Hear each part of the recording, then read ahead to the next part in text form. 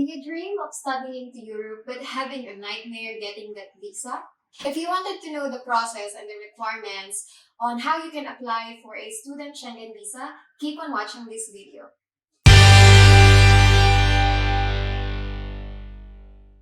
First of all, I wanted to make it clear na yung mga requirements and itong process na i-mention ko through the video is only good for those people that are planning for a short-term visa. So again, ano nga ba yung short-term visa? This is only good for 3 months. So for a total of 90 days. If you're planning to apply or study in the Schengen countries more than 90 days, you would need to apply for a long-term visa. So, normally, pinaprocess yun dun sa main embassy. So, ano nga ba yung una nyo dapat gawin? The first thing that you need to do is to find out where or which embassy you would need to apply. So, saan bang bansa sa Europe balak nyo mag-aral? So, if you're planning to study in Italy, in France, in Germany, dun kayo sa embassy nila mag-apply. Kasi di ba we do have a rule na you can apply for embassy ng first entry country at the other option is to apply to the embassy that you're going to stay the longest. When it comes to student visa, kung saan bansa kayo or yung school na mag-aaral kayo, yun yung embassy na pag-a-applyan nyo. Now, if you were able to choose which embassy, now you would need to choose which date you would need to apply to set an appointment or pass your application. The earliest is 3 months before your planned trip. Now, the best time to send your application or to get an appointment is 4 weeks before your intended flight, or let's say 1 whole month before your intended flight. This will give the embassy enough time to review your visa application. So after you makapili ng embassy at makapili ng appointment date, now you would need to fill out your application form and you would need to make sure na kompleto nyo lahat ng requirements that it needs pagdating sa student visa. So now let's talk about the requirements. First, make sure that you have 2 copies ng application form. I don't know why, pero mag-ready kayo ng 2 application form and then 2 identical photos. Pwede nyo siyang idikit na sa application form, but please do avoid using stapler. And then, you would need a passport which is issued the last 10 years. And kailangan it have at least 3 months after the end of the planned journey. And then, you would need a copy of the passport biometric data. So, ito yung front page ng passport nyo. Yung makikita yung picture nyo, yung details nyo. So, you need to have a photocopy of that. Again, guys, ang lahat ng documents na ipapapotocopy nyo, make sure to have it photocopied sa A4 size na paper. If ilang beses na kayong nagre-renew ng passport nyo, kung pangatlo na yan or pang-apat na yan, please bring all your old passport, tie them together with rubber bands. Then, you would need proof of residency. So, please do request a original birth certificate from PSA. If you're already married, please bring a marriage certificate. So, yeah. And then, you would need a cover letter. Guys, sa lahat ng visa category, napaka-importante ng cover letter. Kumbaga, pag magpapasa kayo ng thesis paper nyo, yun yung pinakaunang page na mababasa nila tungkol sa project nyo. So, your cover letter will mirror all your documents and kung ano yung purpose nyo. So, your personalized cover letter should have a signature in the end and the things or yung mga information na dapat nasa cover letter nyo would be reason why do you want to study in this country, bakit mo gustong kunin yung course na to, what is your future plans after you finish this short-term study. So you need to also explain in the cover letter how are you going to benefit from this study, how are you going to support your study, or if someone will be supporting you, who is your sponsor, and how is that person going to be sponsoring you and your relation with him, and so on and so on. So everything needs to be in a cover letter. Make it straight, make it professional, and make it good. If you do need help on making a good cover letter, I do offer writing services in my website. I will have that in the description below. So you can either message me directly or you can order through that website. Or if you don't want to order, you can also see a sample ng cover letter na nandun na lahat sa website. Okay, so after the cover letter, you would need a round trip reservation or yung plane ticket. So since this is a short-term visa and it's only good for 3 months, it is a must that you have a round-trip ticket. Kasi syempre, gusto pa rin ng embassy and they wanted to make sure na after ng pag-aaral nyo sa Europe for that short period of time, you will be going back to the Philippines. Kasi hindi naman long-term to eh. And if you're planning to work after you study, you would need to go back to the Philippines. Or I mean, if you're planning to extend yung visa nyo because you wanted to study, let's say, a different course, a different profession. But after yung visa na hawak nyo, the only way to extend that is for you to go back to the Philippines and reapply. So, meron lang mga valid reason for visa extension. And hindi valid yung gusto mo lang i-extend kasi gusto mo mag-aral ng iba pang bagay or iba pang course.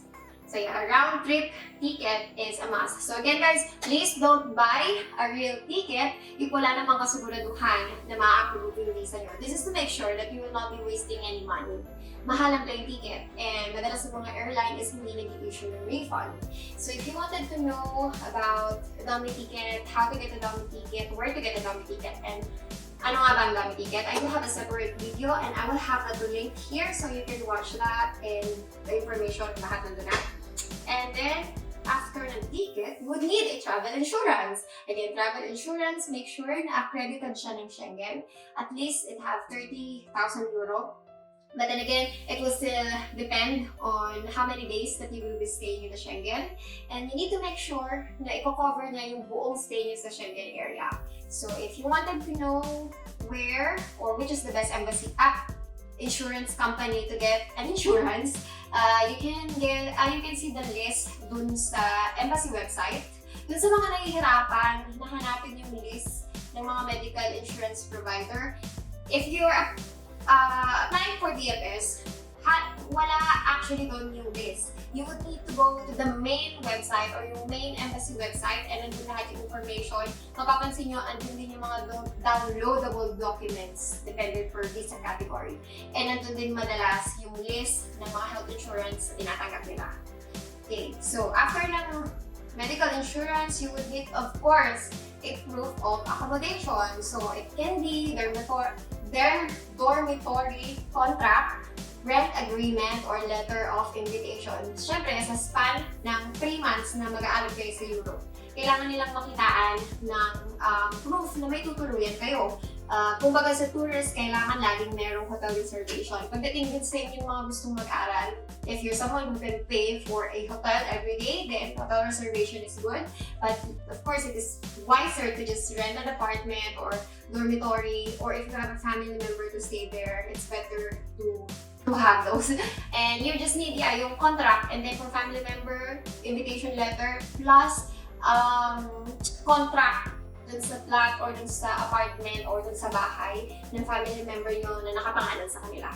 Next, you would need an original letter of acceptance from the school that you're planning to study. So, yung school or university or college na pag-aaralan nyo, kailangan yung letter of acceptance na ibibigay nila sa inyo or ipapadala sa inyo should have a signature or sign ng official from that country or from that school to make it valid. Again, signature is very important na tinitingnan ng embassy pagdating sa lahat ng documents na isasubmit nyo. Now, I'm receiving question regarding if it's okay na scan na lang daw yung letter tapos yung applicant na sa Pilipinas, i-receive yun by email and then i-print na lang nila. That is another option, but it is best practice na yung mga documents na manggagaling sa sponsor nyo or to anyone from that country, it is best to send those documents by post office or by DHL, kung ano man yung pinakamabilis na way. But again, having the original documents is way better than just scanning them. And then, of course, you would need to show a proof of enrollment or a scholarship. This is very important for student visa application. Kasi, dito sila magbe-base if meron ka ng napiling school, nakapagbayad ka na ba ng enrollment, or meron bang scholarship from that school. Kasi yun yung pinaka magiging entry mo as a student in Schengen. Then what else? Proof of financial means. Of course, this is very important. Sa lahat naman ng visa category, proof of financial means is tinitingnan. If you're someone who do not have a job, then of course you should need to have a sponsor. So pagdating naman sa mga student, kailangan makita nila how are you going to support yourself and yung pag-aaral nyo sa Europe. So it can either be scholarship. So you would need to submit a original attestation of official scholarship with a minimum amount depending on the country you're going to apply. You can also show your own bank account if you have your own savings. If you're someone who's employed or self-employed na gustong mag-aral for a short period of time sa Europe, kailangan ng patunayan na may trabaho kayong iniwan sa Pilipinas. So para sa mga employed, you would need to show COE, approved leave of absence, and then ITR, and then current 6-month bank statement. And then for those self-employed, of course, almost the same. ITR, DTI certificate, bank statement good for 6 months. And then if you're a freelancer, a certificate of employment showing the job that you are doing.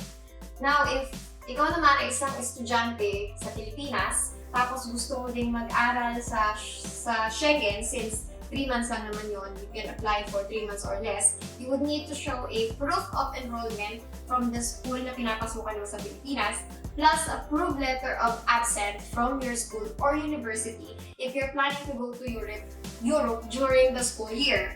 Pero, if bakasyon sa Pilipinas and then doon yung gustong pumunta ng Europe para mag-take ng short course, you don't need that letter, but you do need to show a proof of enrollment for the next school year. And now, if you're unemployed and you don't have your own bank statement and you don't have any scholarship, you still can study in Europe and apply for a student visa by having a sponsor. If you wanted to know the requirements, kasi same lang din naman yung requirements sa other visa category, I do have a separate video on the requirements that you would need to request from your sponsors. So I will have that in the link description above.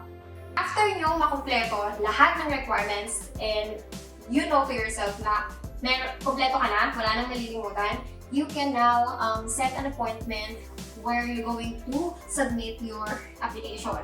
So, pwede kayong mag-submit ng appointment pag nakompleto nyo na yung mga requirements, or habang pinakompleto nyo yung mga requirements nyo, nakapag-set na kayo ng appointment. So, at least alam nyo sa sarili nyo na may target date kayo na before that appointment, you need to be able to complete all your documents. So, there are other embassies that approve walk-in. So please do check that sa website nila. But most of the time, the embassy require a approved appointment para i-submit yung application nyo. So better get that. And then, you would need to attend an interview. I do have a separate video that will help or guide you for the possible questions na pwedeng itanong sa inyo and how you can answer that. Again, it will be up here. So yeah, after the interview, you will be relaxing. Probably sa iba, hindi siya relaxing kasi nakakakaba yung bawat day na dadaan na nag-aantay ka ng result. So yeah, you will be just waiting for a result. And you can either track that application dun mismo sa website ng embassy. So yeah, just wait for the response and then pray.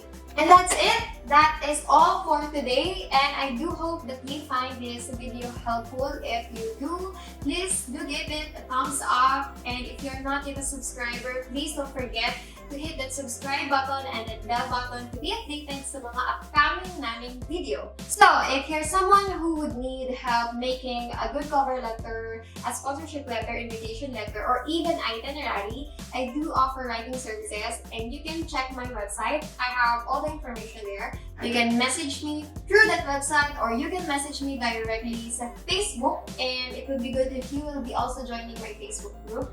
I have all the information down in the description below, so please do check that out.